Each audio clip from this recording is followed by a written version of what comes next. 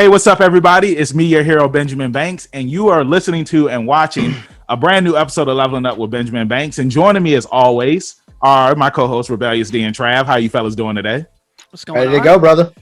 Hey, it's always good seeing you guys' beautiful faces. And joining us today is a very talented illustrator, someone who he slid into his DMs, and that is Mr. Chris Grine. Chris, how are you doing today? I'm good. How are you guys? I'm doing excellent. Good. Yeah, man. I'm pretty good. And we really appreciate you coming on. Yeah, man. Thanks for joining us tonight. Oh, man. I'm happy to be here. These guys know how excited I am. Look at him. Fight it, Trav. Fight it. Looking like All Might. Mm-hmm. So before we get into today's interview, everybody that is watching this video, make sure that you like the video, you subscribe to our channel, and you hit that bell button so that way you're always notified when we have new videos up here on Leveling Up with Benjamin Banks. So let's go ahead and get into today's episode. So Chris, we do that with every guest that we bring up here, and that is, what is your origin story? Let everybody know that is watching and listening who Chris Grine is. Okay, so like origin story, like getting into comics, Chris Grine, or just me in general? You in general. We're gonna get into comic stuff. Yeah, man. In general. I don't know. It's I grew up in the Midwest, in Missouri, and let's see, I went to Kansas City Art Institute for college. I ended up transferring before I graduated there down to Ringling for two years, where I ended up graduating. I worked from there. I worked at Hallmark greeting cards for about 15 years, designing the cards and some of the shoebox and other humory type stuff. Maybe some of the cute little critters and stuff you might see on some of the cards, like, you know, grandparents into the grandkids and stuff. But while I was working at Hallmark, I was able to kind of try my hand at getting into comics a little bit, since I had kind of a full-time job, with benefits, so I could afford to, try it. Because honestly, comics is scary. It's scary, and it just takes a lot of work to get into too. Is what I learned early on, and lots of the going to conventions and stuff. I was like, that was so important. But anyway, I'm getting off topic. So I had like 1 foot in, 1 foot out of comics for about 10 years while I was at Hallmark, and then I was able to make the decision. I got to the point where I was like, stay at Hallmark, or do I want to, really focus on this? And luckily I'm married to a wonderful woman who allowed me to do something crazy and try that out. And it seems like it's worked out pretty well so far. Nice. Definitely has. Nice. Damn right. I'd still be sleeping under a bridge though, if it wasn't for her. I mean, I got some books and credits and stuff to my name at this point, but it's still really hard to. Yep. Yeah. Hey, Support. Well, you need round the of support. applause to the wife. Yeah, that's what I was about to say. Absolutely. Chris, give her a shout out, man. Absolutely. Well, I try to as much as I can. She's been, I don't know if you guys you follow me on Twitter or whatever. She's been posting some kind of plush Animorph type. Oh, I didn't know that was your wife. Yeah, that's my wife. She does that on the side, but she does other like plush toys and stuff. And I was like, what would be cool? And as soon as she posts those, they're gone immediately. So Nice. Yeah, so nice. So it's been kind of fun to work with her on that a little bit too. So I see that the little collab. What was that? No, just a little collab. That's it. Go ahead, Banks. Okay. No, I was about to bring up your first project that you had worked on, Chickenhare, Fire in the Hole, which came out in 2008. What was the inspiration behind you getting into that and then coming up with the character and all of that other good stuff? Well, honestly, since that was it was actually the Fire in the Hole was actually the second book.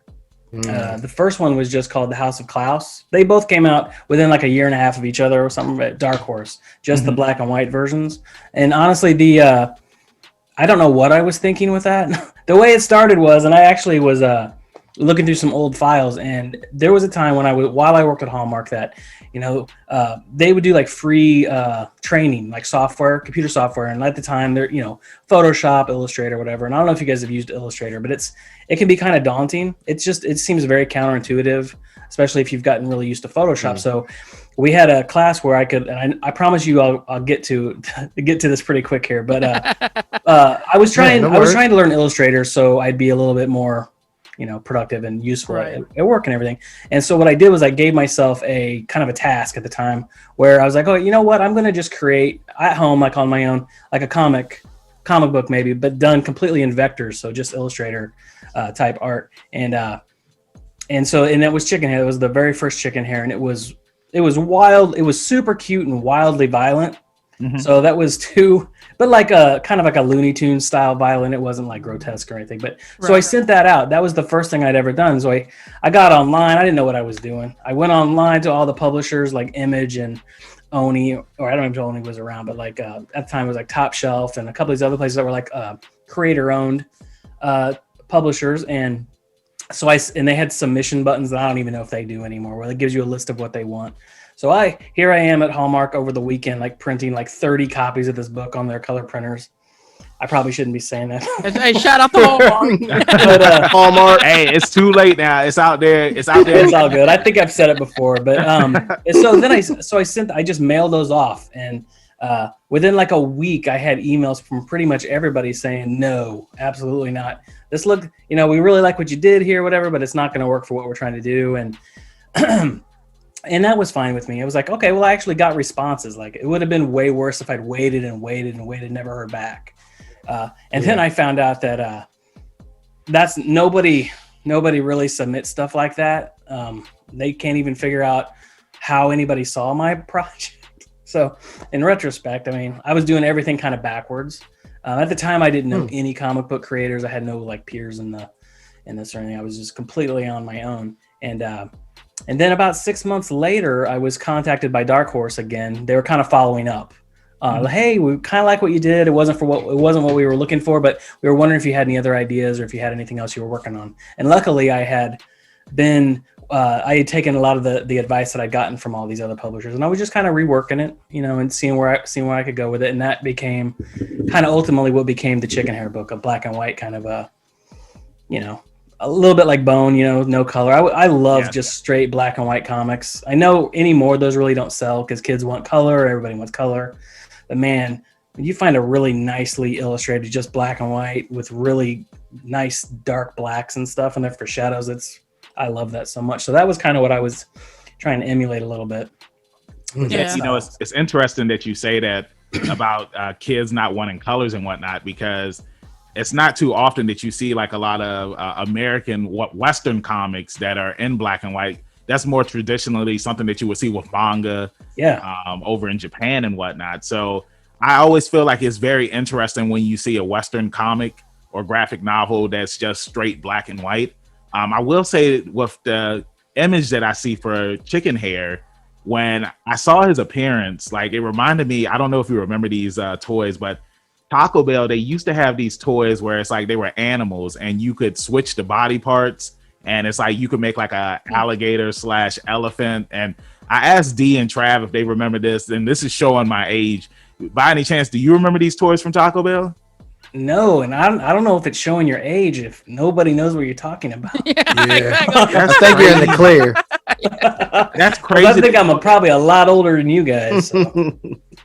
Because remember, like like a lot of fast food chains back in the day, unless you were Burger King or McDonald's, you really didn't have like really cool, what's the word I'm looking for? Like really cool toys that you could give out. You know what I'm saying? So Taco Bell and even like places like Chick-fil-A, like they kind of had like Chick-fil-A hit you with that book. So. Yeah, Chick-fil-A would give you the books. You know what I'm saying? So I don't even remember if Wendy's even had toys.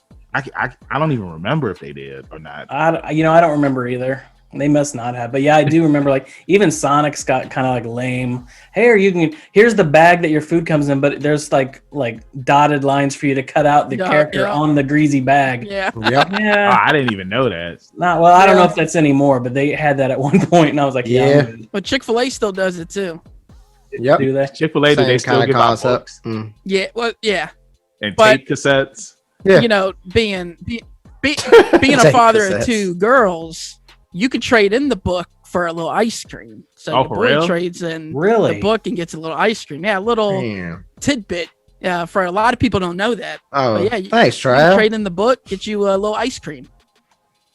That's neat. I never knew that. Yeah, I didn't know that either. Cheat code. But Go ahead, Trav. going back to the black and white comics, you know, because I have the Mirage Teenage Mutant Ninja Turtles. Oh, I got those too. Yeah. Yeah, where they're just in black and white, you know, before they started doing color. Now, And, go ahead, Trav. Some of that stuff. Yeah. Some of that stuff is just. I personally do prefer color, especially now with the way they do comics. But back, 20 years ago, most comics were like really boxed in with how they did it versus now, where it's not so linear with the comics. There's a lot of coming out of the boxes, and sometimes there's two boxes and the whole background is a scene and stuff like that. So it gets real interesting now. I just wanted to piggyback. Sin City, the comics or graphic novels, are those black and white? I believe they are. Yeah, I think they are. Yeah, I was just thinking. Yeah, that's what I was asking about. It was interesting that y'all brought up black and white being used in graphic novels or comics, and I would just imagine that would be black and white, just because even the color that they use in the movies is very limited and selective. So, yep. And I feel like maybe and I may be completely off base with this. Yeah. I feel like back when I was kind of getting into this, and when I was I was never really into the Marvel DC kind of superhero. I enjoyed them, but that's never what I wanted to do. And it feels like at the time, at least, a lot of the indie stuff and a lot of the creator-owned stuff was black and white. Like there was just that was kind of what differentiated like the indie scene from the bigger the big three or whatever. Yeah, the commercial stuff. Yeah. If you will. Now, that's neat. The Walking Dead comics have always been black and white, right? Not now. I actually have a couple of those in my car. I'm gonna look when we finish. It's been a while since I've messed with them, but yeah, I think they are black and white actually. Okay. So, or it may be limited color. Yeah. Go ahead. Carry on, Chris, I just wanted to touch on like some of your artwork, like for the cover for Time Shifters. When I saw this, it gave me like Johnny Quest vibes. What were some of your inspirations to creating the designs for your artwork? I don't know. Like with Time Shifters, there is just a lot of crazy characters in that. And if there had been like a follow-up book to that, I would have gotten a lot more involved with like where these guys came from. So it is all grounded, even though it maybe doesn't seem that way. But when I sat down to create characters, a lot of times I just kind of let my imagination run for a little while until I feel like I'm, kind of getting somewhere with something. Like if I know I need a little kid or whatever, a kid about 12 years old or whatever, then I kind of got a starting place on that, But like with the other characters, that's why I really have a lot of fun. Anything that's not a human anymore. I mean, I try to make it as wild as I can, or something that I think is still funny, but can, it may be funny looking, but can still be taken seriously. Not too wacky, but yeah. Trav? Yeah. So going back to that, because you mentioned, I just want to stick with Time Shifters for a little bit. That's fine. What year was that when you came up with that? If you don't mind me asking. For Time Shifters, that came out in May 2017, and I had the idea kind of brewing for about a year and a half. And that's crazy because honestly, when I look at that style of animation that you decided to do versus the Camp Whatever and the Animorphs, it's crazy how like vast your drawing style is. I think it may just be evolving a little bit as I go. Mostly because I don't have like I find like when I'm working on a graphic novel, especially like and I'm sorry if I didn't mean to interrupt you if I did. No. No, you don't have to apologize. It's fine. It's just me. All right. It's just Trav. I feel bad. I'm just so bad about interrupting people. But so like a 200 page, I think Time Shifters is like 270 pages or whatever. But by the time when you start inking or even penciling, and by the time you're done penciling 270 pages, you've kind of already evolved a little bit. Right. And that's easier to fix than say when you've started inking and you get like 150 pages in and you're like, oh man, I can already kind of feel myself like loosening up and wanting to try this a little differently, but I can't. Otherwise, I'm going to have to go back and re-ink all the 150 pages done, or at least make major alterations to some pages. And so I have had a couple people ask me like, do I do different styles and stuff? But really, I just think it's a progression. So when I finish one book and I roll into the next one, I kind of take that and then move to the next one. So I like to think that I'm, changing and evolving as I go.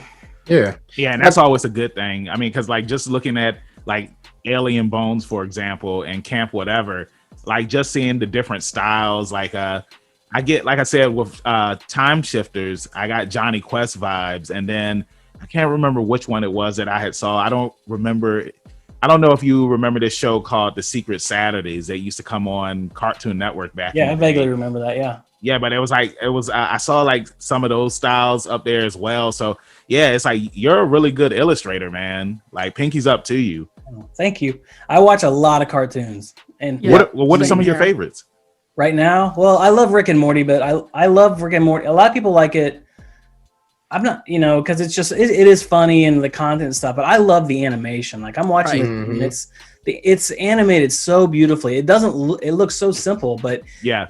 It's so beautifully animated, my God. And there's even another show on, it's not on Adult Swim anymore, but you can see it on HBO Max and stuff. That Brad Neely show, China, Illinois. I don't know if you guys man, I love that show. Oh my God. I love that show so much too, but that's another show that looks super simple, but the animation is really well done. Yeah. Same with 12-ounce mouse. If you ever seen, I wasn't a fan of 12-ounce mouse. I don't like watching 12-ounce mouse, but there's something I enjoyed about it, but I don't go back to it constantly. For somebody like me, I pretty much am a fan of 99% of Adult Swim cartoons. I enjoy that style of humor. I do too. And everybody that knows me knows I'm such a Teenage Mutant Ninja Turtle like nutcase. And it's so funny you brought up Rick and Morty because Roland had just started doing like alternative covers for the new Last Ronin series. So it's the Turtles, but they're drawn in Rick and Morty style. Oh, that's awesome. And they're really, really cool. Yeah, Rick and Morty is one of those shows where I feel like it's hit or miss depending on what episode you watch. It's definitely a show that's not for everybody. Yeah. But I will say that, going with Time Shifters and then with Rick and Morty, the one thing that hooked me onto that show was the similarities between Back to the Future and how Rick is, Doc Brown, and Morty is Marty. And like going back to Time Shifters, are you a fan of Back to the Future? Oh, absolutely, yeah.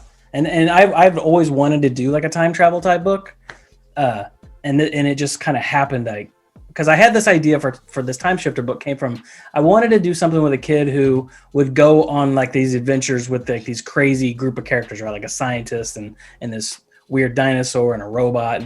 But then I got to thinking like, they can't just show up and take him because that's kidnapping. Right. Yeah. And publishers, they're like, nah. They always want to make sure that everything feels safe anyway. Yeah. So then I had to come up with a different way for that to happen. And then I was like, well, they can't just come get him at nighttime and maybe have him back by morning, because that really kind of makes it hard to do like longer type stories. Mm-hmm. And then basically what happened in the Time Shifters book is where I finally decided, well, maybe this device is like a multi-dimensional kind of thing that they can jump from in parallel universes in the multiverse thing, but it's also time travel as well, although that's not played up very much until towards the end. And but I do love Back to the Future. It's one of my favorite movies, but as the older I've gotten, I'm very nitpicky on time travel rules. Mm-hmm. Yeah. And so I was trying to keep it as honest as I could. Right. Yeah. I can't remember what were we talking about, and then I said like, how did they do time travel a million times? We were talking about Avengers, but it was a movie that we just watched. Oh, was it WandaVision? No. This wasn't Marvel related. No. I don't remember what it was. Yeah, we were just talking about. I don't remember They did either. time travel so well. Like there was no questions to me when they did it. Everything just made sense. We did Superman. And I was like, man, I really wish Endgame would have followed this kind of thing, because like you said, when you're dealing with time travel, that's why I think most people stay away from it. You don't want it to seem a like lot of people stay away from you don't want to seem like it's broken. there's always going to be some types of problems with it, I think, no matter where you do it. And that's kind of why at the end of Time Shifter, it's been out long enough, so I'm not really that worried about spoiling it. But like, there's basically, he comes back and he is able to save his family. He's just not able to save it for himself. Right. He's now out of time. So that's what kind of allowed me to have him go on those adventures at the end. Like, it didn't matter anymore because he could do what he wanted. I'm so mad. Now, I'm Chris, really trying to think. I know, I can see it in your face. I'm really trying to think what we were talking about when it came to time travel. I saw you looking up at the light. Yeah, I was looking. Now, Chris, real quick, with Back to the Future, do you think they portrayed time travel honestly? Do you think they stuck to at least for the first two movies? I don't really. Yeah, the third. I don't want to talk about the third one. Well, the first one, I mean, you know. Do you like the rules that they used and the guidelines that they chose to go with? I'm way better off with the first one than the second one. The second one plays pretty fast and loose with everything, and so much of it was obviously never really thought. They never really thought about it. They just ended the first one with the cliffhanger for fun, because back in the 80s, that sequels weren't ever really guaranteed. It wasn't really occasionally not really. You get one, but not all the time, and so I think they could have done a better second story, or second part, but I like the flying cars and everything, so it's all right. Yeah. Then you have to take the time period into account, like when the movie was written and stuff. So, okay, cool. Thanks. Man, I was about to say something about Back to the Future, man. I was about to say, I think this guy is still. I'm still trying to. Yeah, he's over here pondering. Let it go. It was definitely on our WandaVision review. It was definitely. I can't think what it was though. But I just can't remember. We were talking about something else that had to do with time travel. Because see, I love time travel. Like Back to the Future is one of my favorite film series because of the whole time traveling aspect. And then of course, you get time travel in the Terminator movies. But I just always felt like Back to the Future, they did it well. And I love how in Avengers Endgame, spoiler alert if you haven't seen it, it's like how like everybody was arguing on, which time travel was the correct way of doing time travel. And I do think it was about WandaVision, but I can't remember. But just moving along, I wanted to head over to Animorphs next. And, Trav, like he really hyped this book up and I really want to get it because like he's praised it. You know what I'm saying? Like he's given it 10 out of 10. And growing up, Animorphs was a big part of all of our lives. I want to say I read one of the books. I didn't read it all the way through. But I just loved Animorphs. I loved the fact that you had these kids. They were kind of similar to the Power Rangers in a way. Like to kids, or not kids, but viewers and listeners that are watching or listening to this episode now. And if you never got into Animorphs, you really missed out because it was really cool. Like I said, the kids, they were able to turn into animals when they touched that animal and had that animal's DNA. And it was just the whole premise of it was really cool. And then later in the 90s, we ended up getting the Anamorphs TV show. Now, Chris, let me ask you about the TV show before we get into the comic. How did you feel about the TV show? Well, see, for me, and I mean, I'm not sure how old you guys are. I'm 30. We're in our 30s. Yeah, I'm 55. Yeah, we're in our early 30s. D is 45. Yeah.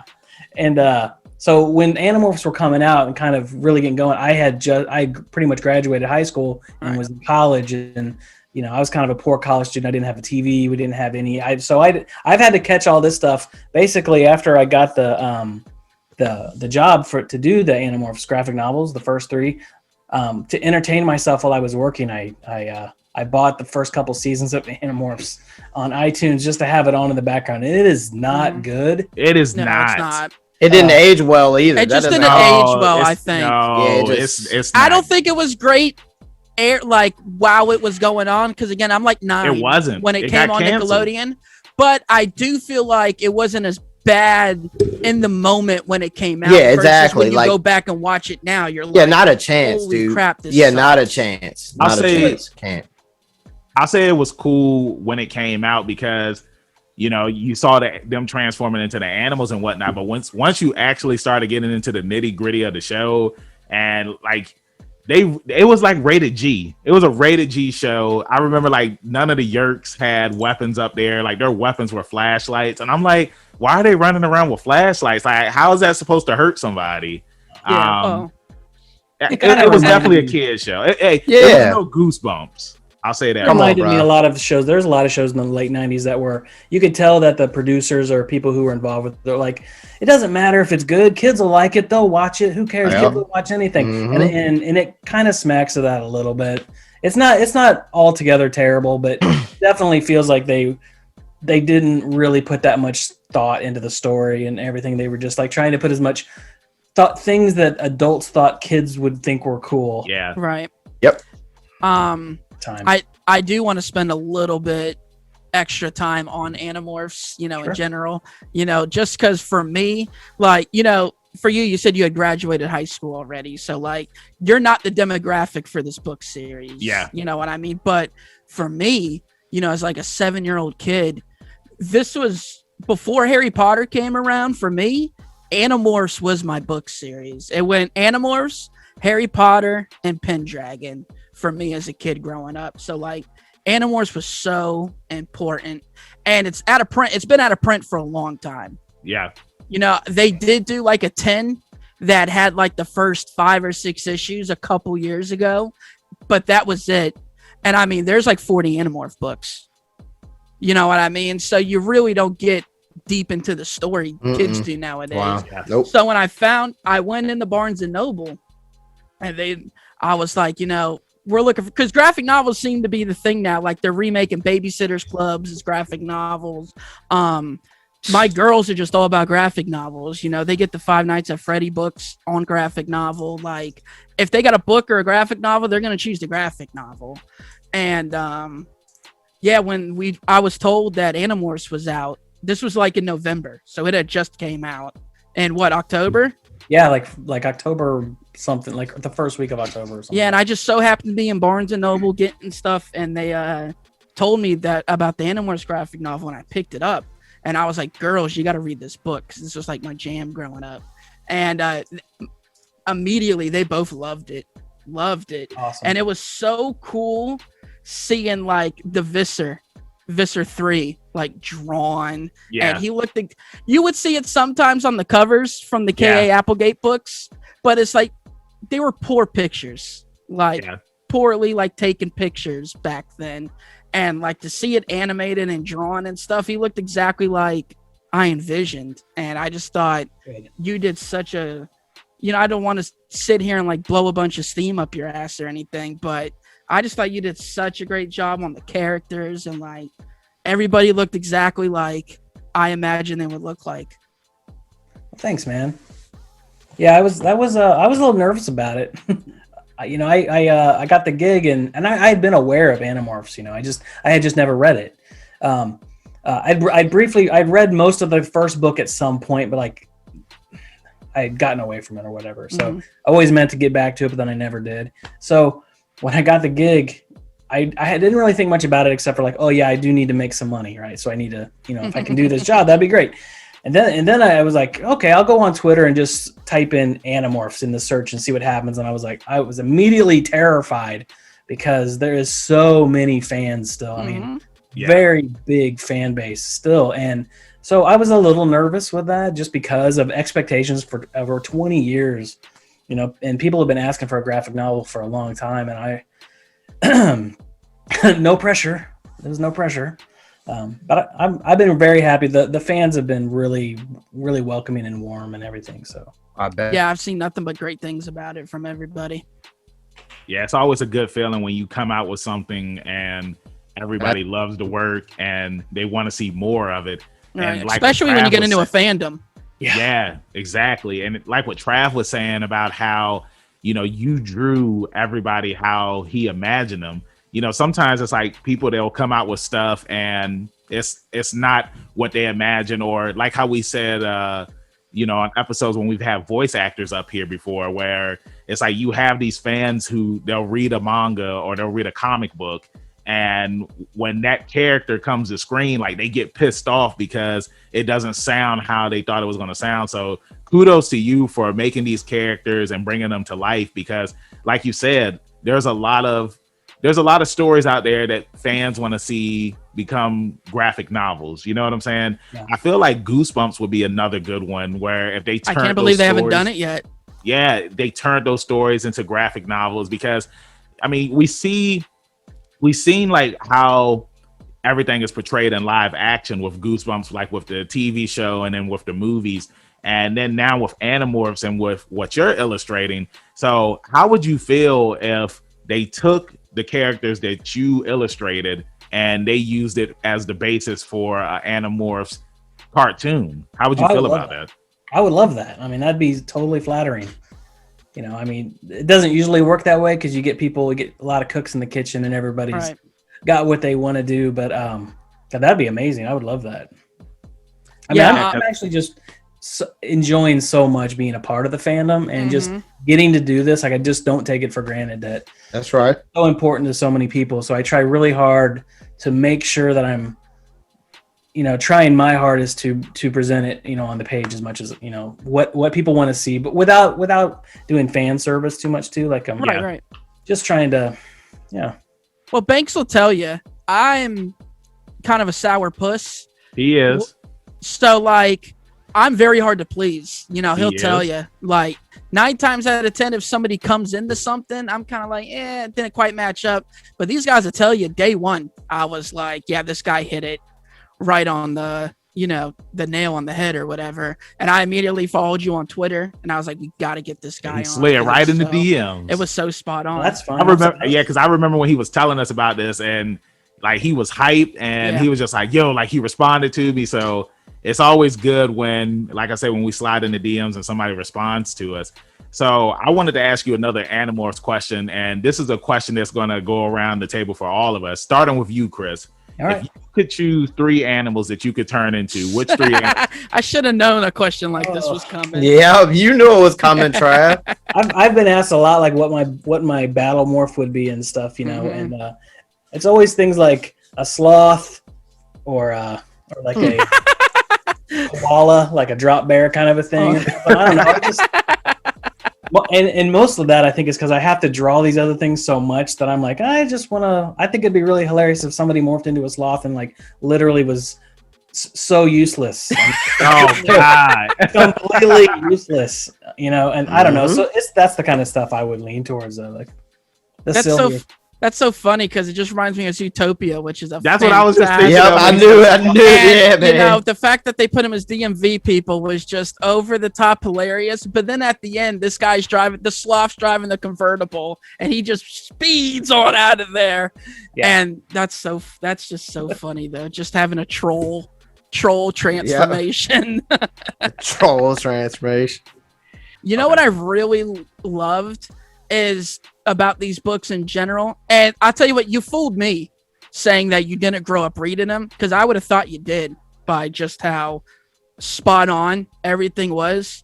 But I always loved about the books that you get different point of views for each book from the kid, and I love when you revealed the cover, and I was like, oh yeah, so this is gonna be, we're keeping it with the point of view, you know, this is probably gonna be from Rachel's point of view for the most part. And I just love stuff like that.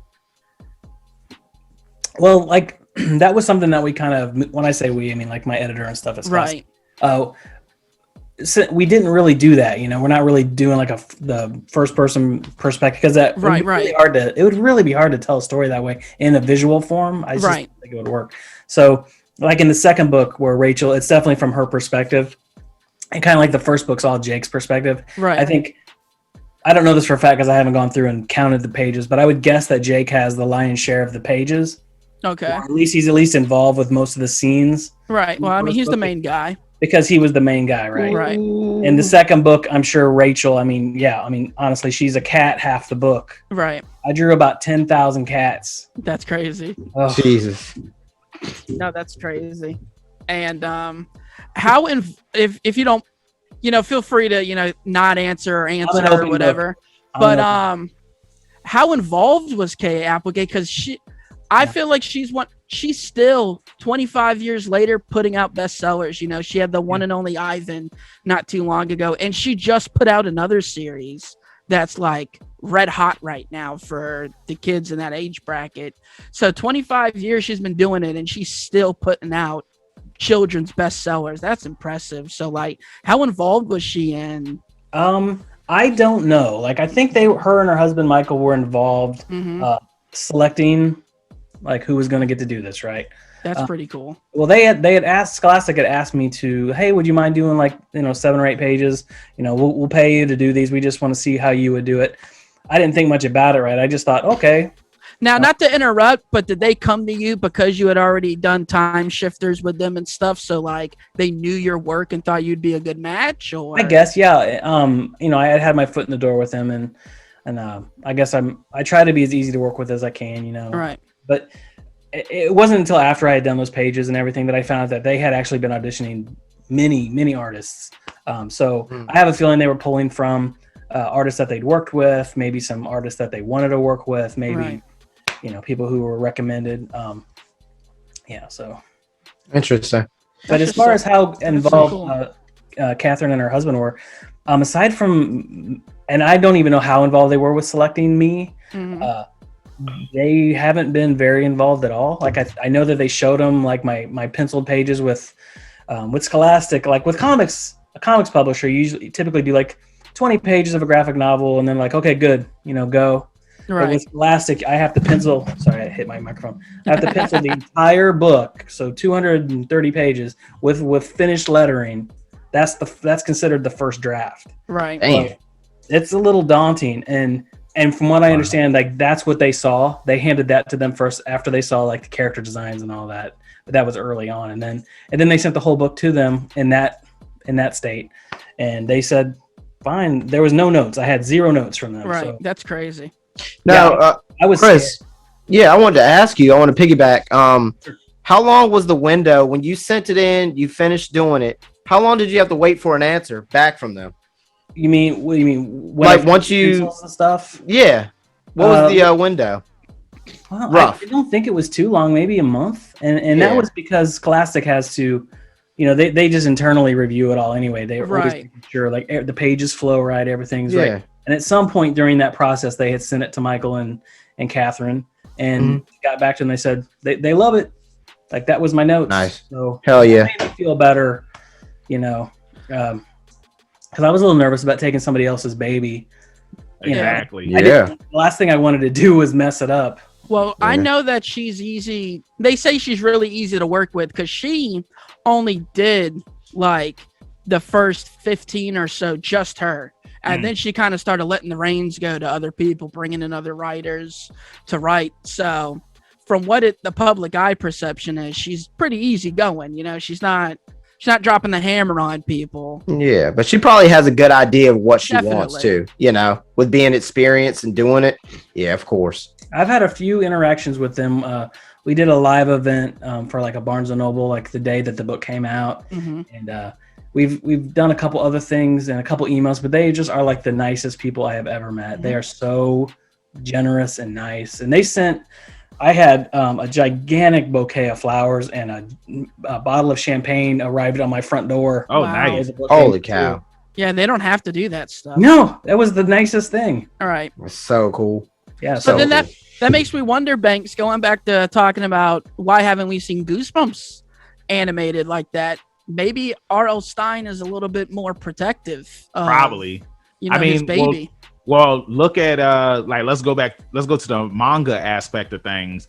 Like, look how many animes or like movie projects don't get made because the artist is protective of their babies. You know what I'm saying? But then, especially after seeing stuff like Dragon Ball Evolution and some of the other anime movies that have come out, it's like I would think that it would not make people want their stuff to come out to the big screen. You know what I'm saying? Yep. So, going back to, because Trav, I'm loving that you brought back up Goosebumps. Chris, I wanted to ask you if there were some other books that you could illustrate into graphic novels. What are some of those books that you would choose from? Well, you're talking about one of them right now with Goosebumps because, I haven't read all the Goosebumps books. I've only read a handful of them, but just from what I know about them, and seeing I love the movies that came out. I know that those are loosely based on some of the stuff too, but I just love the characters so much. And I love like the monster of the week kind of a thing so much. Yeah. And because I mean, you could do one book where it's all about ghosts or something, and by the end of that book, you might be just sick to death of drawing ghosts. But then the next one is about slapping aliens. Or slime. Weird slime living under the sponge, anything. Yeah, I think it's interesting too, Chris. Like I dabble with drawing and whatnot. I have for a long time. And I think it's fun when you're working on just drawing something and then you get tired of it, like you said, and you get to switch. You get to tweak your art style too when you move on from monster to monster too. So I think that's really sweet. You can let yourself evolve a little bit. Yeah, man. Yep. Oh, and we can just tell you really enjoy coming up with concoctions of monsters, blending and stuff like that. So over here at the pod, we'll email Scholastic and say, look, man, this is the guy. He's the guy. He's the guy for the job. We're coining it now. Right. He's the guy. He's the guy. He has the magic touch. He's got the hand. The hand. That's the guy. The hand. I was thinking the finger, but no, the hand. You gotta have the hand, man. Yeah, I'll go with the hand. Now Banks, if you don't mind, I kind of want to segue. I do mind. Well, okay, fine. We know he minds. No, I'm messing with you, bro. But no, you're talking about adaptations from manga to anime to the big screen in Hollywood. I hope you're going where I think you're going. And now, again, I don't know what the rights are and how much involvement you have, and if you have any say so or anything to do with it. But the fact that you have the Chickenhare movie, the animation movie coming out, Hamster of Darkness.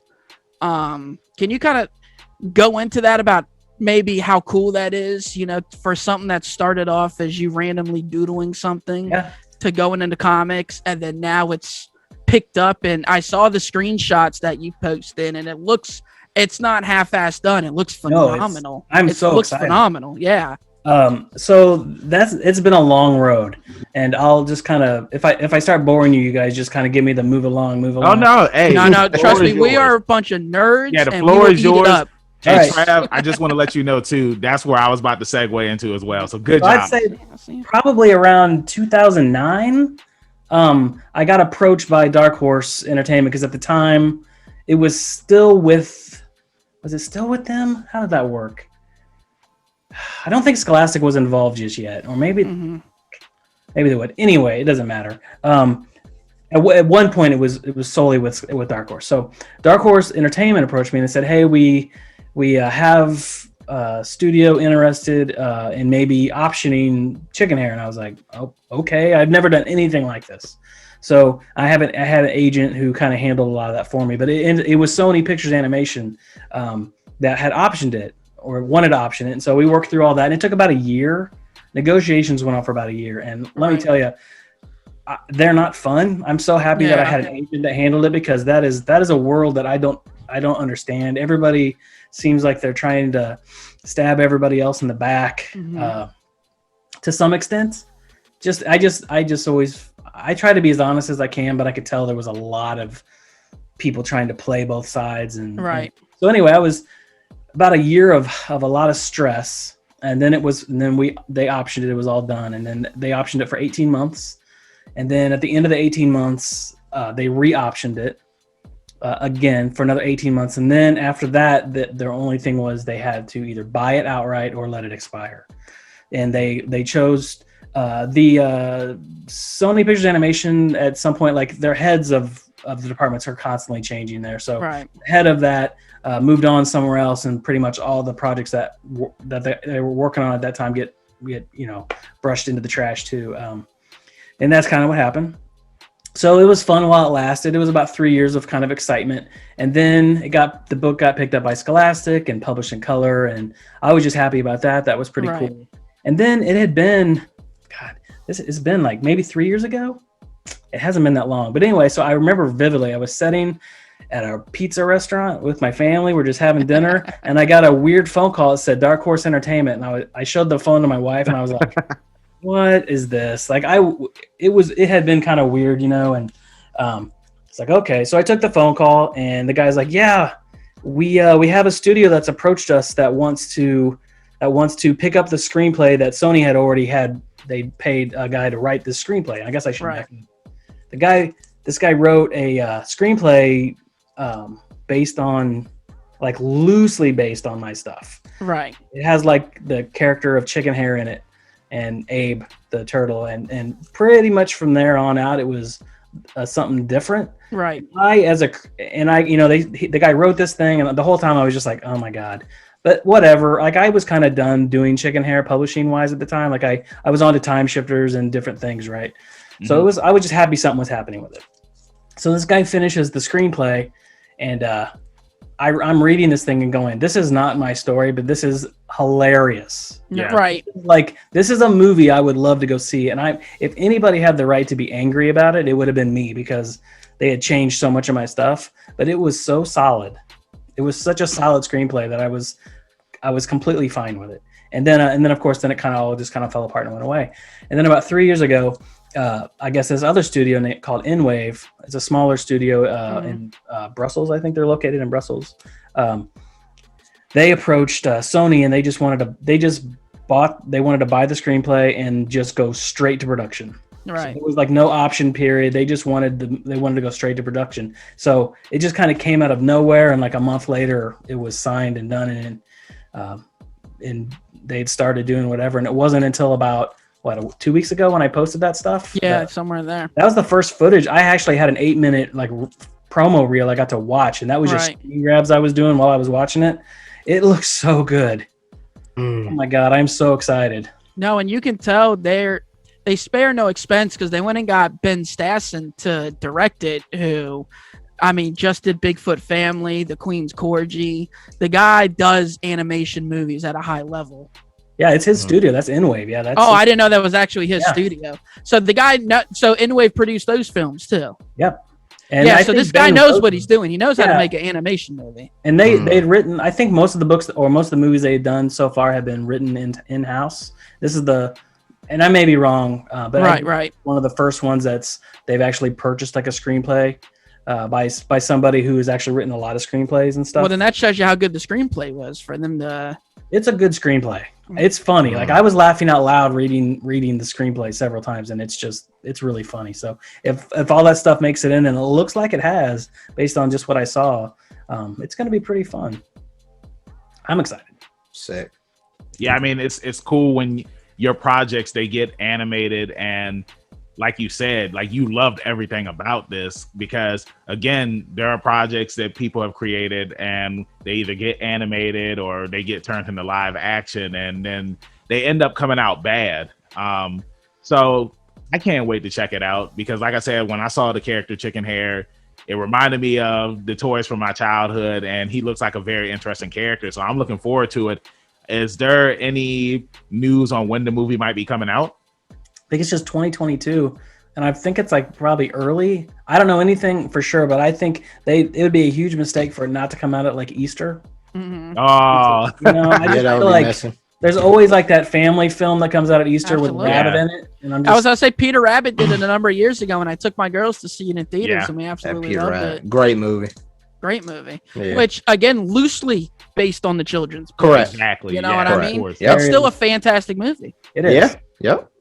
So yeah, I didn't know what I was expecting before I watched that promo reel. I just, I mean, like I said, we talked about earlier, like, I'm a huge fan of animation, and I'm kind of picky about animation because of that. And I don't know what I was expecting, but it wasn't that level of quality that I was watching. I was very taken aback. And not to say that I doubted the studio's ability to do it, but I just wasn't expecting it to look that good. So I was very, very happy with that.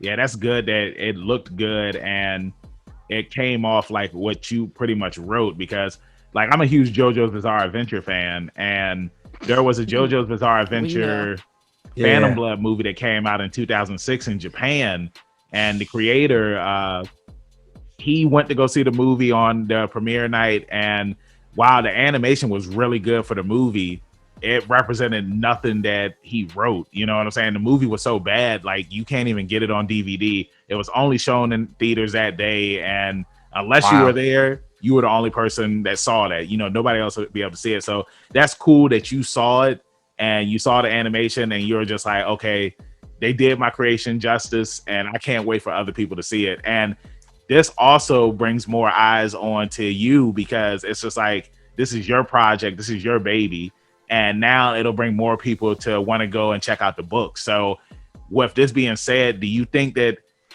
there will be, a revival for Chickenhare? I don't know. I have a couple publishers who are interested in it because it's currently out of print. Right. Yep. Or currently looking into proposals for like at least having the first book or maybe the second book back in print before the movie comes out. So now, is that something that studio would have to do with Scholastic? No. Okay. In fact, I own the rights. The rights have reverted back to me, so okay. I can take it anywhere. I still retain publishing rights. Right. So that's 100% me. So I can do whatever I want. Nice. So I'm going to ask you this question, but I feel like I kind of already know what the answer is going to be. If you could have one of your other creations turned into an animated series or movie, what would it be? Time Shifters. I knew it. I mean, I wanted. Oh my god, I love that. I was so disappointed that I didn't get to do a second book, and I still may get to at some point, but the second book, there was so much happening in the second book that would have just really solidified the first book. Right. It would bring the villain in, and he had like the most depressing, awful backstory ever, and I was so proud of it. I was just so proud of it, and with all the comedy and wacky stuff going on, this guy basically ruined his own life, kind of a thing, and I was so excited for that, and so ultimately, I mean, if I could ever get a chance to do Time Shifters as animated TV show, live action movie, whatever. Right. I mean, I would love to be at least able to tell somebody like, this is how the whole story goes. You can use it or not, but like, this is the story. It's fully thought out and everything. I just didn't get to, finish it. So now you saying that you're disappointed you didn't get to do a second one.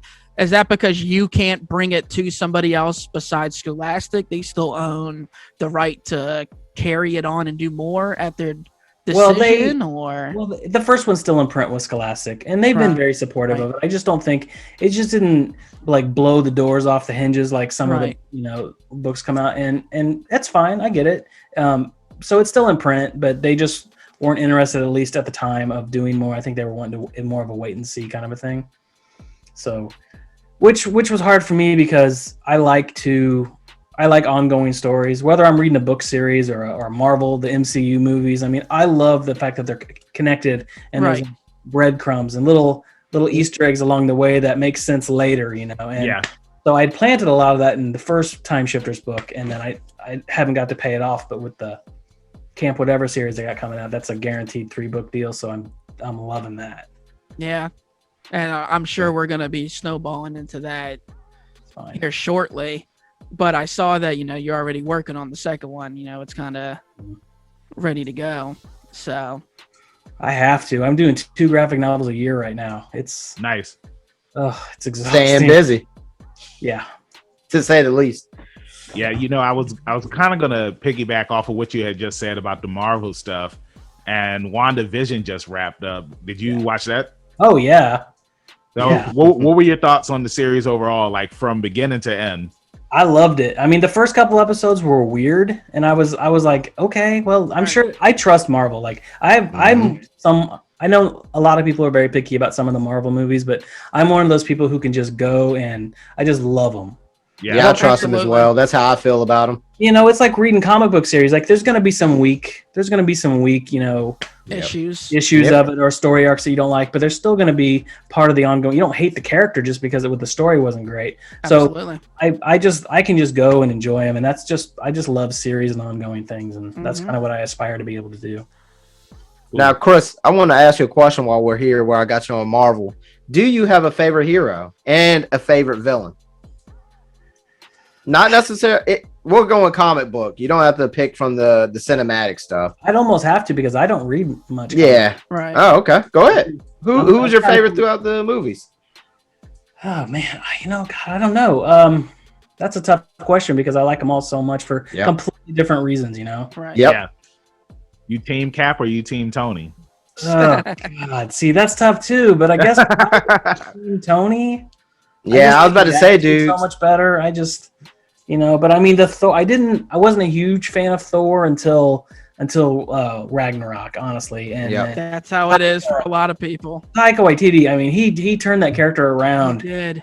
And it is, I can watch that movie a million times. And Same here. I love it so much. It's so good. So, I mean, maybe it's Thor now. I don't know. I like Doctor Strange too. I mean, oh, yeah, he's so sweet. I'm always a bigger fan of the characters who haven't been fully explored because there's so much for me to enjoy. Right. Like, I don't know what's coming. And characters like Doctor Strange, I've never really read anything. So everything that happens, whether the fans who are hardcore fans and know everything about him who may be disappointed, but it's all new to me and I'm just happy with it. So absolutely. Yeah, like me in particular, I was never a fan of like Thor growing up. I didn't know much about him. The Hulk, I knew he broke a lot of stuff up, but when they brought it to light in their movies, I think I gained more of an interest to go look him up, you know, and do some backstory, you know, but before that, I was like, okay. Yeah. But see, like, very fun. That's what I feel is going to happen once Chickenhare comes out, where it's just like, you know, maybe it's like some kid will watch this movie and be like, I want to learn more about this character. And then they can go back and look up the books. And that's what I feel is one of the beautiful things about animation or video games or movies, like the MCU, for example. It's just like you see these characters on screen and you want to go and learn the history because they've been around for so long, you know what I'm saying? And there's a lot of backstory there for those characters. So, I mean, it's interesting that you made those choices.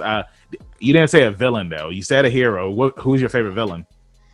I'm going to have to say Loki, but it's not just because he's a cool character. I mean, Marvel Studios has done an unbelievable job of casting. I mean, wouldn't you agree? I mean, just they cast the most charming people and just about it's really hard to hate even the villains. I don't know. Josh Brolin did pretty good as Thanos too, though. Amazing. I mean, that's something that I talk about too with these guys is the fact it's Marvel's casting that they need a pat on the back.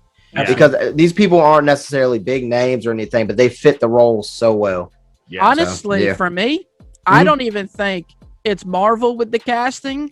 I think the fact that they cast the directors and the people to put in place that make such great decisions. Again, like Kevin Feige was not feeling Batista as Drax. He was like, I don't see it. I don't see this guy as being a star.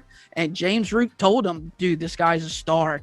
And when Kevin Feige saw the movie at the premiere, James Root said he looked at him and said, you're absolutely right. I can't even imagine somebody else playing Drax. No, you can't. No, but it'd be weird now. Go back to the villains too. Red Skull was pretty awesome too. I was kind of classic villain. Yeah, that Hugo Weaving did come back and do it, but I guess I was pretty satisfied with what they did with Infinity War with that. Yeah, absolutely. Or was it Endgame? I guess it was Endgame. I guess it was both. But it was both technically. He's in both movies. Yeah. So, Trav, I know you said that you wanted to hop on to Secrets of Camp Whatever. You can because I definitely want to talk about it, before we wrap up. Secrets of Camp Whatever, it's your new series coming out. I know Zoe, who's my oldest, she's really looking forward to it. We pre-ordered it already from Barnes & Noble. It comes out March 16th. By the time this airs, it'll already be out. So if you do not have Secrets of Camp Whatever, please place in your order. Amazon, Barnes & Noble, chickenhare.com, wherever you can get it. We'll include the link in the video for this. But here's the cool thing is that I thought was cool is that it's published by Oni, who does Scott Pilgrim, who that I don't know if you've seen our logo, but our characters are based off of Scott Pilgrim. It's like us in the Scott Pilgrim universe. So we kind of got that connection there, as far as all that stuff goes. But I'm really excited about the series. If you just kind of want to explain to the listeners and the viewers exactly what is Secrets of Camp Whatever. I believe the first one's called The Door of Nowhere. No, that's the first one's called Secrets of Camp Whatever. Yeah. Oh, okay. The second one's going to be called The Doors to Nowhere. Okay. But so I had this idea, and I'm just going to back up a little bit. Like, I really wanted to do something with like monsters and cryptids, and I've just always loved, folklore and stuff like that, and magic, like movies like Legend, or even Spiderwick Chronicles, and such an underrated movie. I got Legend on like Blu-ray 25th anniversary DVD, and it's so good. Oh, it is. I just loved, and one of my favorite scenes from like that movie is when when like Lily is running through the field, and you can just see all the just kind of like dust or whatever crap that's floating around in the air, but it just looks magical, but they don't really take time to explain it. It's just part of that world, and that's something I've always wanted to do. And I thought the Harry Potter movies do a really good job of that too, where there's just people cooking in the background with magic, and like there's absolutely no attention brought to it. That's just part of the world. Mm-hmm. And that was something I was really wanting to do with these type of characters, but I didn't really know what the hook was, So for the longest time, I knew what kind of characters I wanted to write and stuff, but I didn't know what the story was. And then I had a completely different pitch about a summer camp thing that kind of went nowhere. And then it occurred to me that I was like, this is actually the same story. Both of these connect like puzzle pieces, and I hadn't even realized that. And so that's kind of where the story came from, because so I had this backstory that I get into a little bit in the first book, but basically the general idea is that like 100 years ago, there's like a guy, and kind of in the vein of, I hate to say Indiana Jones or whatever, because he wasn't not that kind of an adventurer, but kind of a world traveler back before that was a thing, right? He like a Nathan Drake. Independently wealthy guy. And he was going around the world looking for these types of creatures. And he was looking for them he says he's looking for them to bring them back to this one location so he could protect them from like the world as it is expanding with the humans and stuff, to kind of keep them safe. And he has ulterior motives for doing that too. But so basically he brings them all to this island that's completely shrouded in fog almost year round. You can barely see this thing. And so if you imagine it's like off the coast of Maine or something, just extremely foggy. And the whole town, the town's like nowhere, because basically you can't even see when you're in the town. Maybe people like didn't even know the town was there for a long time because of the fog. And same thing with the island. And so I said, okay, so like 100 years ago, this guy had done all this stuff on this island. And then time goes on and people have forgotten. And then some very smart person, sarcastically, decided to build a kids' summer camp over on this island just across the bay, because that'd be a fun place. There's a forest and the kids can do crafts. But it's like they're completely surrounded by vampires and gnomes and Bigfoot and all kinds of crazy things. And most of them are very gentle and happy creatures, but there's a lot of things going on. And there's just a lot of mystery going on in the book. And I don't know if I'm doing a great job of explaining this. That's kind of like where it came from, but I'm not a big fan of summer camp. I don't know if you guys ever went to summer camp. Yeah, I went one time and I hated it. Yeah, summer camp wasn't like, I know summer camp was hot in the 80s and stuff like that, but by the time I was growing up, nobody really sent their kids to summer camp too often. Nah, bro. Well, for years I had these friends who would go to this one summer camp, and I was the only one left at home during the summer. For like a week, I had no friends to hang out with, nothing to do. So one year they invited me to go with them, and I was like, okay, that's better than sitting home by myself, right? At least I can hang out with you guys. So I get there, and I was like, oh, this is a huge mistake. I'd rather just be home, playing or drawing or watching TV or whatever. I'm not enjoying this. So I spent like the whole first day and a half acting like I was sick so I could just lay in my bed in the cabin and do nothing. Like I just was not participating. I was terrible. And these poor counselors were trying to get me involved. And looking back now, I feel really bad. They were doing as much as they could. But anyway, so I kind of brought that kind of thought process to the main character of Seekers of Camp, whatever. She does not want to go there.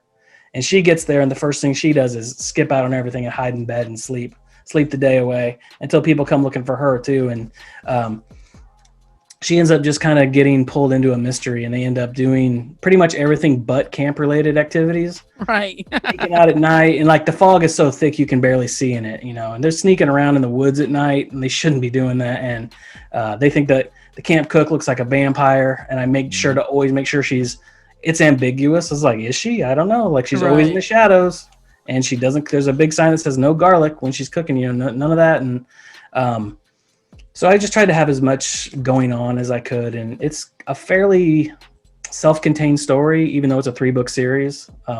Just has like an ongoing story that you kind of get to touch on. You know what I love though? Hold on. You know what I love is how you said it's a lot like Maine. Stephen King has just put it in our minds that Maine is creepy. Yep. Yeah, because everything that's creepy is in Maine in his books. Yeah, and I kind of picture the town as a little bit like, and I know the Goonies town's in Oregon. Right, yeah. But I kind of pictured that town. I was pulling up a lot of images of towns like that with like the really, steep hills and stuff, and the houses just kind of built up along the hills and stuff. That's kind of what the town is like. And it's just full of very odd, weird people too. So I've been having a really good time with that. Thanks. I'm good. Well, because I interrupted you, you know what I mean? So now, I figured you could. I didn't have anything back. Okay. No, I was just making sure. I was just going to say when I was younger and when I was going to summer camp, it was this camp in Maryland, Camp Brown. That's what it was called. And my mom, she sent me and my brother up there to get us out of the house so that way that she could enjoy a week here in Virginia. And it was one of the worst experiences ever. Like, I remember I got blamed for stealing a girl's underwear that I had nothing to do with. There was a camp monster at the camp as well, and they scared me so bad that we didn't even stay an entire week there. Like, I was ready to go that Thursday. I had made enemies there. Like, I want to say, like, it was like one of the worst experiences. He said I made enemies. I made enemies at this camp. Like, it was just so crazy. This was the first time that I had drank milk, because growing up, I didn't drink milk, and like, they was just like, either you gonna drink milk or you gonna drink water. Like, they didn't have any water, so I was just like, man, well, I guess I got to drink milk for lunch. And then I ended up enjoying milk. So, yeah, it was the worst. How old are you? How old are you at this time, dude? Huh? How old are you at this time? When did the Mr. Big song come out? I don't even know what that is. R. Kelly and the Isley brothers, Ronald Isley. Dude, that was like 94, 95. No, it was not in the 90s, bro. It was like the early 2000s.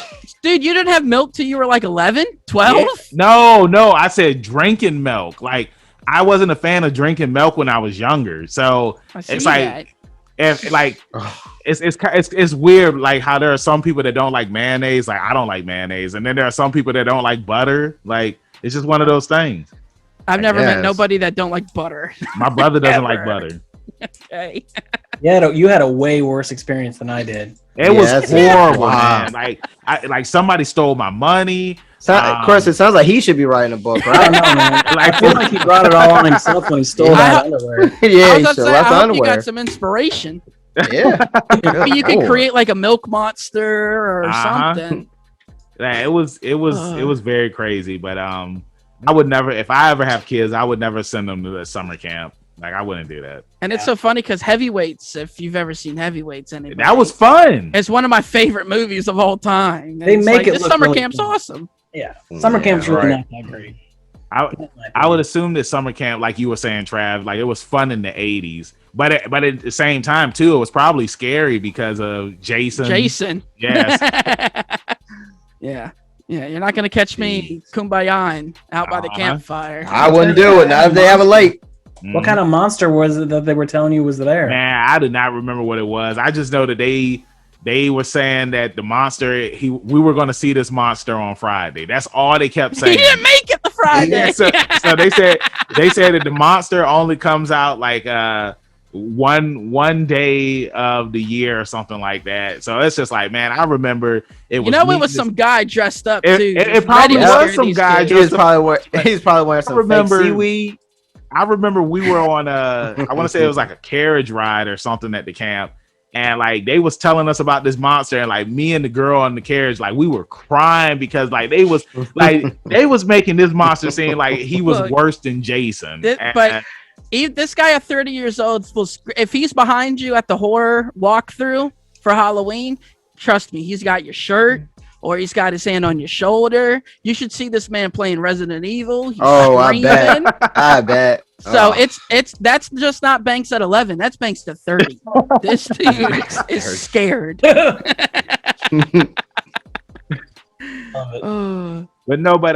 moving along, Chris, I wanted to ask this question for our listeners and viewers that are watching and listening right now. What is some advice that you would give them if they wanted to get into illustration? Well, there's a lot of things I could say. I think for me, it's always been about just being disciplined. Like if you want to get into comics or any kind of illustration, I mean, it's a big time commitment. You just have to be able to do that. Like there's never going to not be a giant time commitment. It doesn't matter how good you are or how long you've been doing it. And I've seen a lot of people who want to do it, but then they're surprised at how long it takes and they just don't have time to do it, or you get people who say they really want to be a writer. I've always wanted to be a writer. And you ask them like, well, what are you writing? And they're like, well, nothing. I'm afraid to write. Well, you gotta just do it.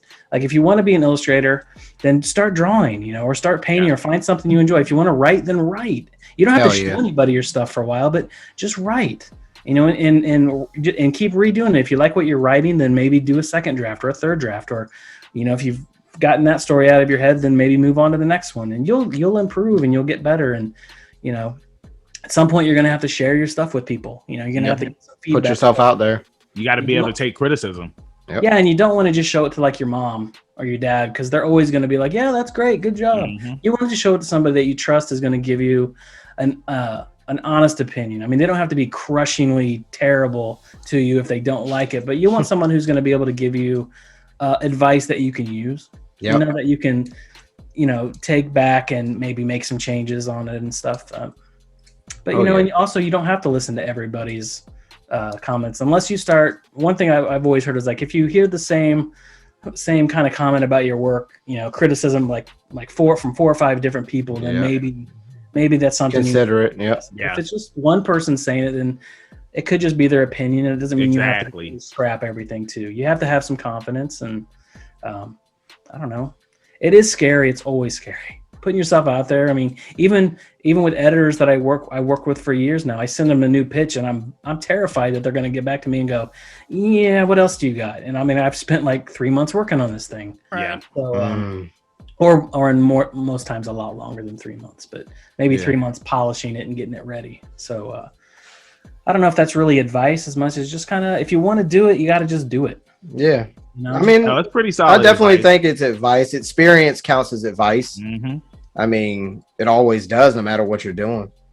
Yeah, because they say that, everybody's experience is different, but at the same time, this is something that they might or may go through. So it's always good to, hear what somebody else has gone through and take their experience and make sure that they don't go through it or just prepare themselves for when they have to go through it. Because like me, for example, I'm a professional wrestler. So it's like there's going to be times where, like you said, you might send your match to somebody and they may love it, or you may send your match to somebody and like they may trash it. But sometimes people will do that just so that way that you'll stop doing it. You know what I'm saying? Mm-hmm. Because they see you as competition, and it's just like, well, this guy's really good. Let me bring him down a peg so that way that he'll stop doing this. But I always say that, like I said earlier, you have to know how to take criticism, because you can take that criticism and then you could skyrocket off of what that person said. You know what I'm saying? And then it backfires on them. So I think that it was solid advice that you just gave. Mm-hmm. Well, it's, and I've had my share of very bad things too. Like the first Chickenhare book, I'm seeing it on your screen back there. The very first Chickenhare book was nominated for an Eisner, right? I'd never done anything before that, so that was amazing. I was so excited. And I remember there was I can't remember what, it was like a comic book website, where they review stuff. It may have been Newsarama, or it might have been Comic Book Resources. It's been so long I don't remember, but they did like a write-up of like, per category. There was like, all the ones that were nominated in the best graphic novel for, what was it? Best title for a younger audience. Mm-hmm. That's what it was nominated under. And so this lady and her 2 daughters, I guess, and I don't remember her name or anything now. They'd been pretty well known. They reviewed a lot of the all ages stuff on this website, and so they had a special thing post that they did where they just reviewed the ones that had been nominated for this category. And I was like, oh, this is gonna be so exciting, because I was up against like some other ones that I was really excited just to be a part of. Right, I didn't think I was gonna win. I had no delusions about that. I was just excited to be there, and all of them had about paragraphs worth of copy, kind of a brief breakdown of the story and like what they liked about it or whatever. And mine, Chickenhare just said, bought it, read it, and threw it in the trash. Right. And I was like, I was so crushed for about Jesus. For about 3 months, but then I have a lot of friends. Like, I don't know if you guys know who Dennis Hopeless is, or he writes Marvel. He's a Marvel writer, and he's done some. He did like X-Men Year One, and he does a lot of. Anyway, it doesn't matter. He's kind of a smart ass. I'm good friends with him, but for years now, anytime I have a new book coming out, he'll come over and he'll be like, "I need to get 2 of them so I can keep one and throw one in the trash." And it's it's kind of become a thing where it's a joke now. Yeah, it's a joke. That's pretty funny. You do have to have a thick skin when it comes to this stuff too, because there's going to be people who just hate your art or hate your writing, and there's nothing. It's pointless to argue. Mm-hmm. It's just an opinion. And one thing I have learned, I think it was a couple years ago, somebody had mentioned it, and I live by this rule now. Like, if you read your reviews, which you shouldn't, if you're gonna believe the good ones, you have to believe the bad ones. Yep. And so I just don't read reviews anymore. I just don't, because the good ones make me feel great, but the bad ones make me feel terrible. Right. Yeah. How hard is that to do, to not read them?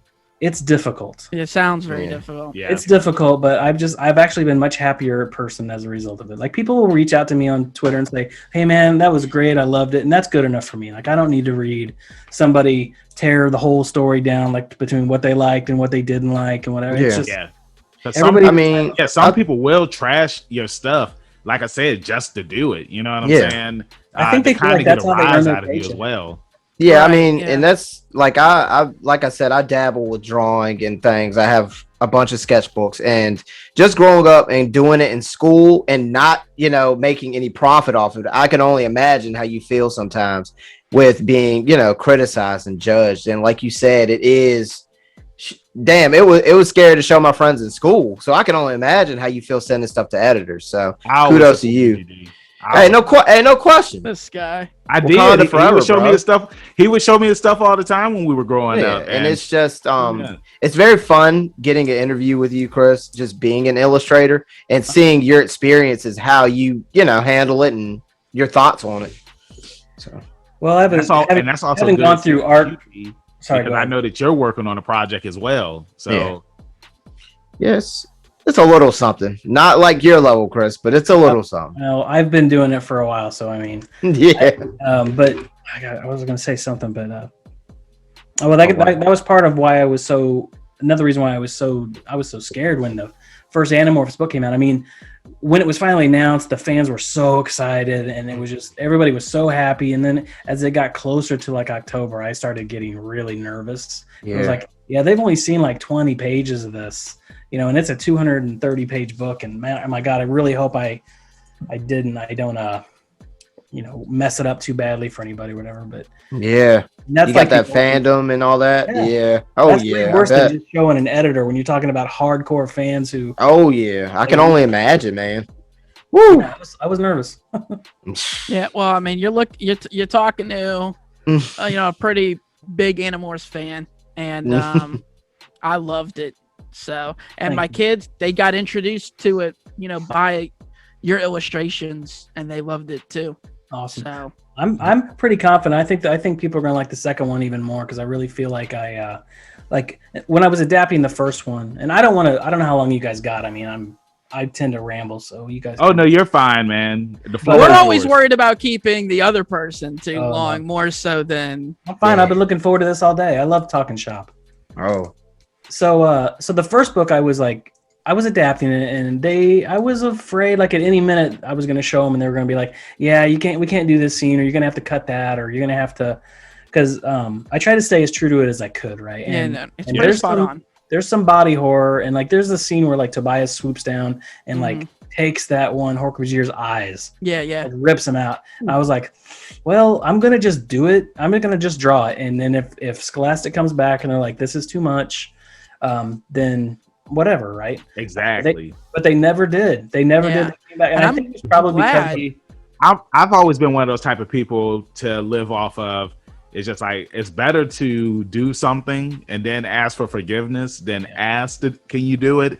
And then they say no, and then you do it anyway, because then don't you apply to already know everything, you're going to get in trouble.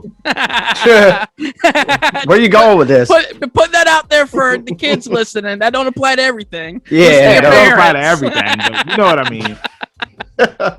I get what you're saying. It's Yeah, it was interesting doing that. So I had a good time, but I guess to get to my point, like, and I added like some of my own jokes into the first book. I love making jokes and stuff. So I took as many opportunities as I could to put my own kind of humor in there and change some of the dialogue just a little bit. But in the second book, I felt a little bit more confident with that. And I'm not saying that I took any major swings with changing, adapting anything, but I just felt a little bit more confident to kind of put my own kind of style of writing in there when it came to dialogue or when it came to just jokes in general and stuff. So I think the second one will be a lot funnier just in general, but it'll also be, it's such an emotionally, oh my God, it's an emotionally exhausting book just because of the subject matter and stuff. And I'm really excited to people to see that part, because on those scenes, like, I don't know how well you guys remember the book and everything, but like, and I'm not going to get too involved because I don't want to spoil anything, but like, there's the scene at the end with Chapman when he's at the construction site and he's facing Visser 3 and he's speaking to him, like his host lets him. Yep. He's a mess. And I really did that as true to that scene as I could. I mean, there's like, it's awful. And it's